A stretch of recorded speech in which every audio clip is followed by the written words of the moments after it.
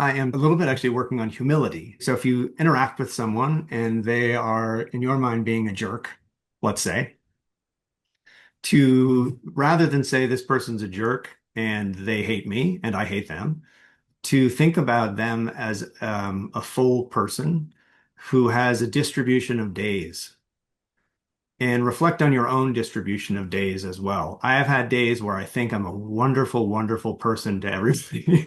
And I have had days where I am not. I've had days as a parent where I'm the most patient parent in the world. I have days when I'm not. And so when someone is being a jerk to you, you can either say they're a jerk, or you can say, huh, they're a whole person with a distribution of days. Maybe this happens to be one of their days that's not going well for them.